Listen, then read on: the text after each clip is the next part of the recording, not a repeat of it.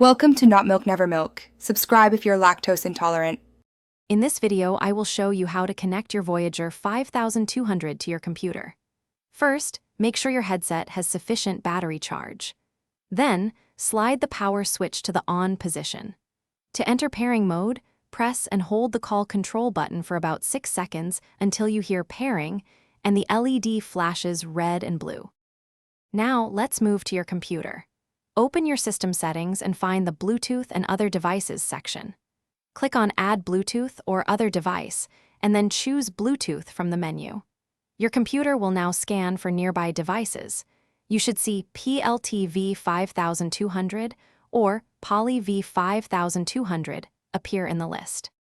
Once you see your Voyager 5200 listed, click on it to connect. Your computer might ask you to confirm a pairing code. Simply accept it. After a few moments, you will receive a confirmation that your headset is successfully paired.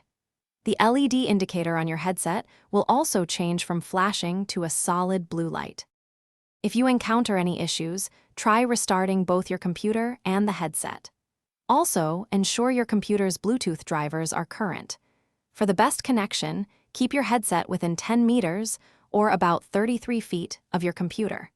For enhanced stability, consider using a Plantronics BT600 USB adapter.